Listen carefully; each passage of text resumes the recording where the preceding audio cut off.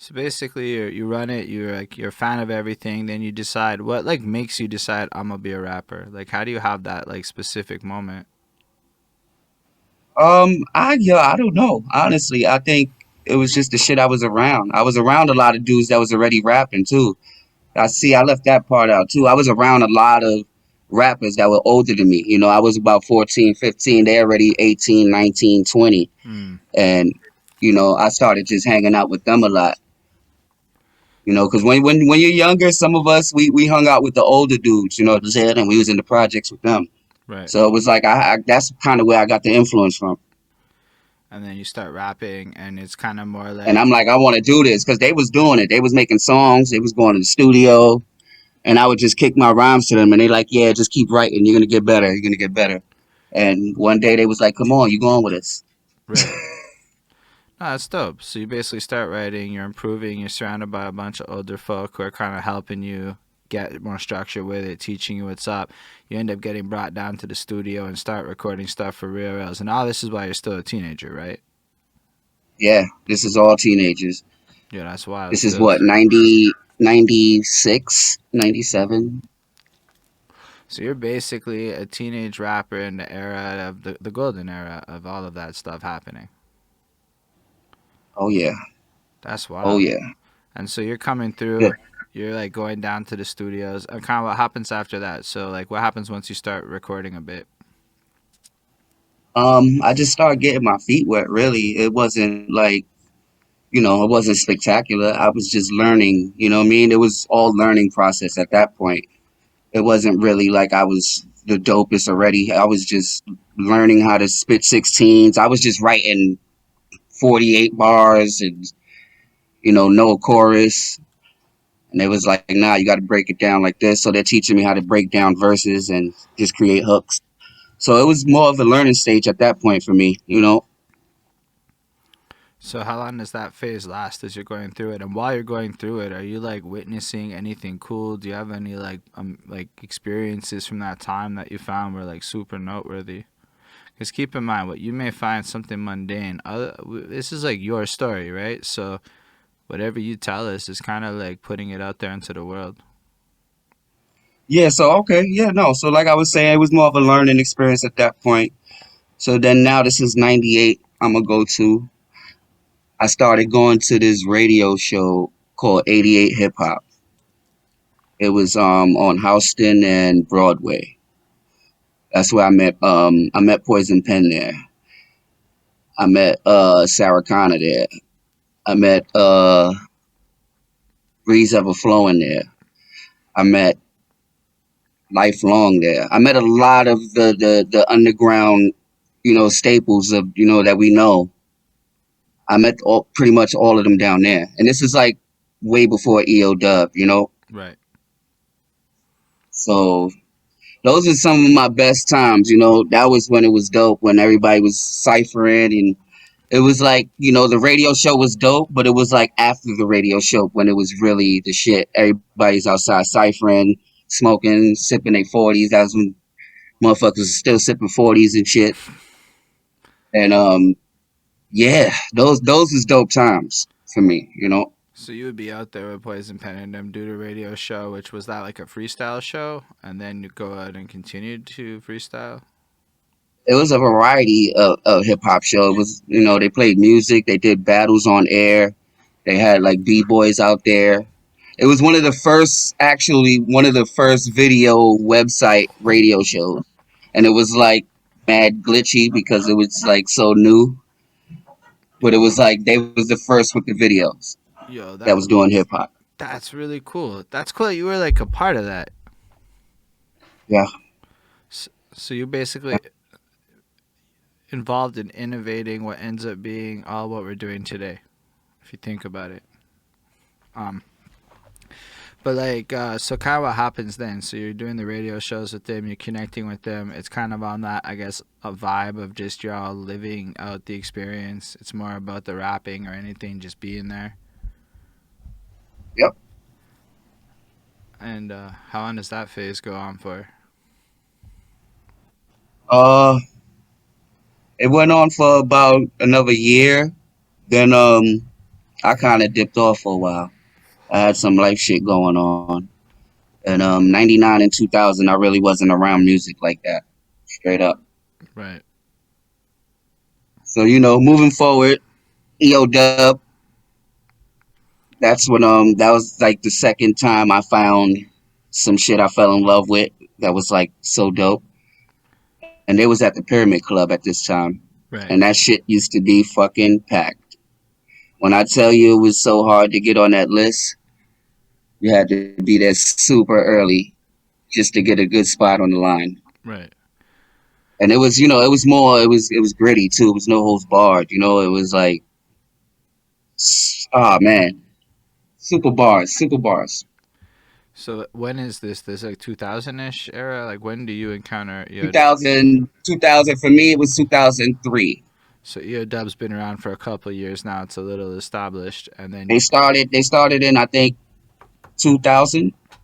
that's what I think. Yeah, Yeah. they started in 2000. So they start there. They're running it. How do you find out about them?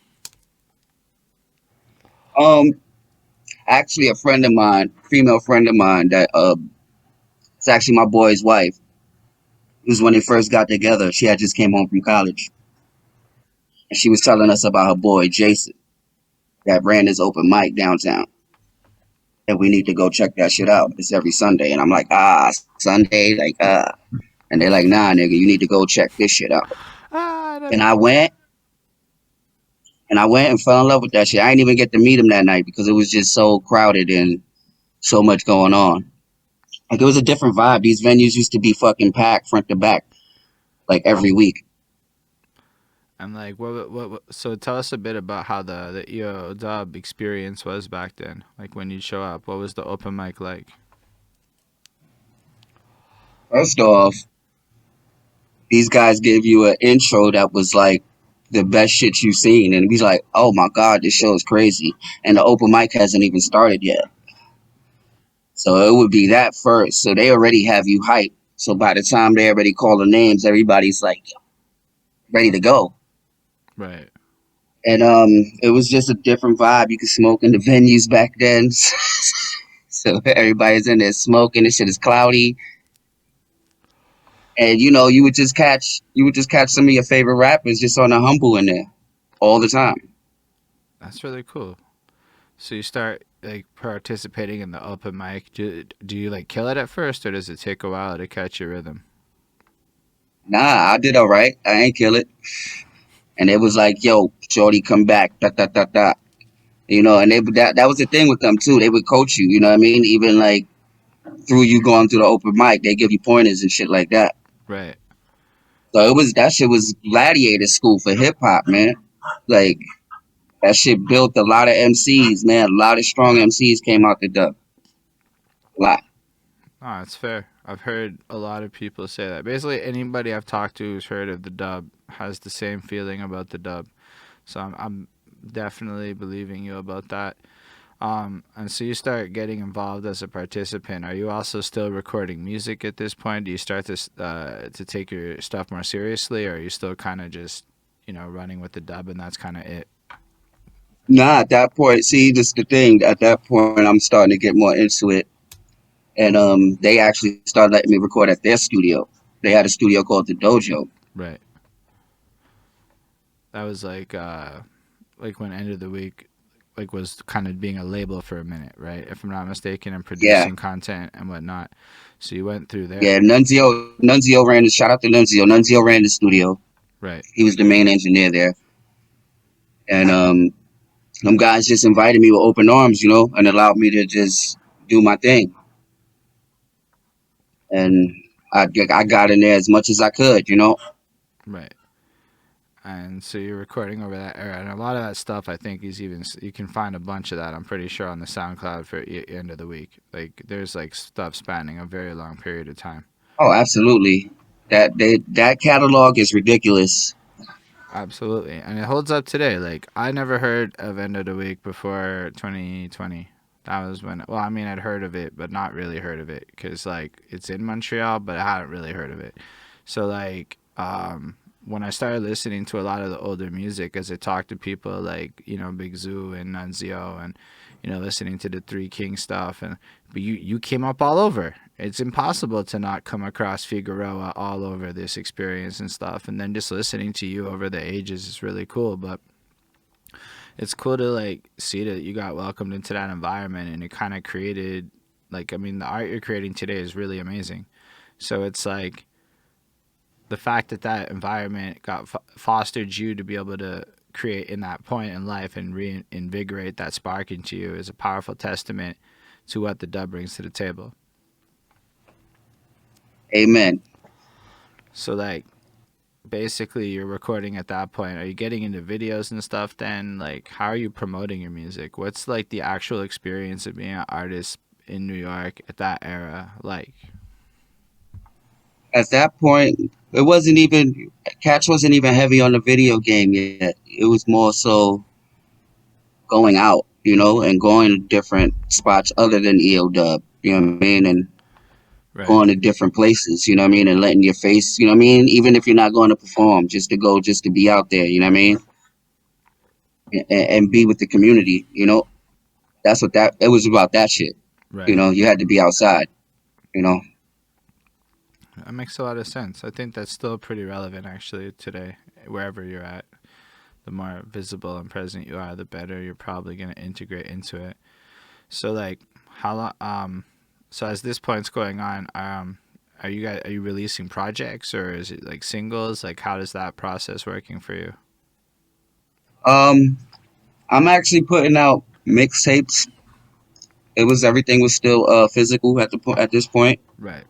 It wasn't too many it wasn't no streaming, it wasn't too many sites other than like MySpace and little shit like that. But as far as everything else went, it was yeah, everything was physical CDs. You know what I'm saying? I was just making CDs myself.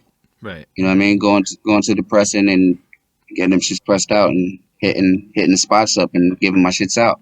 I wasn't even selling them at this point. I was just giving them out.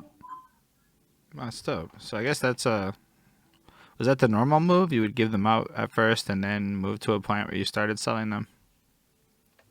Yeah, and yeah. At some point, but in the beginning, it was just me giving them out. You know what I mean? Performing. If they like them, give them a CD. You know what I mean? Walk through the crowd, giving CDs out.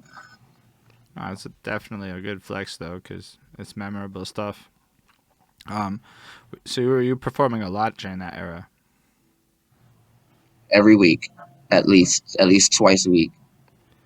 How were you finding shows? Just word of mouth. Again, just being outside and networking with people and just finding shit. Like yo, da, da, da, they got a show going on over here. You know what I mean? I stop through, talk to whoever's running it, or see if I know somebody that knows them and try to get in. No, that's fair. So at what point do you like start to get involved with battle rap? I never fully got into battle rap. I battle rapped. Yeah, I dabbled in it, but that was more through Flacco and Penn and them. Right. So like the You know what I opportunity mean? And came. God bless and PH and and Sarah. That was more their circuit, and I used to just run with them all the time. Right. But that was their shit. You know what I mean? I would never claim it. You know what I'm saying? I battled rap a couple times. I battled for grind time maybe 2 or 3 times. Battled for a few other leagues, but I never was a battle rapper like that. Oh, that's fair. So you've always just kind of stuck with the music thing. Yeah, that was always my main. You know what I'm saying? So as the late 2000s kind of close up, what kind of happens next in the story for you? Now I'm developing my engineering skills through hanging out with Nunzio all the time. So that's how I start becoming an engineer. And then I pretty much start working in the dojo with Nunzio. Right. So you got to like work with Nunzio kind of next to him and like learning his tricks, not tricks, but like his skills, absorbing that, but while also having access to the gear and whatnot to kind of work on your own stuff, but work with other people. Yep. And And make some money along the way. I mean, that's definitely very helpful. I mean, engineering is a fucking lucrative skill. Um, but like, as Danny's saying, at this point, you started hosting the dub. No, that didn't happen till, damn, what was that? I like to say '09, maybe no, maybe 2010. Oh, fair enough. So you're doing that. Yeah, I'm not gonna lie, I don't remember the exact year, but that was a little later on. This is still early 2000s when I'm just getting in there. You know what I mean? I started working with them, but the hosting came on a little later. I Right. would co-host with them every now and then when they was doing events, but yeah, And so, are you participating in the EODUB challenge and things like that as well? yeah, I did that. I did that a whole lot. Did you ever win? Won quite a few times. That's dope. Did you ever like do the world champions? Nah, I ain't get to do the world champions. That's before my time. Mm, fair enough. Um, so when you're like running through this like era and you're learning to engineer, um, I guess tell us a bit about that era. Like tell us some of the stories of it. What, like the challenge eras? Yeah, like just as you're like learning, as you're going, well, just throughout the 2000s, right? You're in the 2000s now. Like tell us a bit about like some of the stories of that time. Wow. Let's see. I got a funny one. It was a challenge of champions. It was me. I think it was Solomon. PH. Blind Fury. I think that was it. And we get to the we get to the grab bag round, and God bless Majesty decides he wants to do the grab bag round blindfold. So he's going through the items. He picks up a box, shook it. He said some shit. I don't know what's in it. I'm about to open it. And we tried to stop him, couldn't stop him. But he took a bite. It was a fucking doggy treat. That's amazing. And he bit it and was like, "Oh, what's this? It tastes like a dog treat." Yeah, that shit was crazy. That's amazing. So basically, you were participating around with all the legends, and so you're like, you really got trained by like the best out there. Yeah, yeah.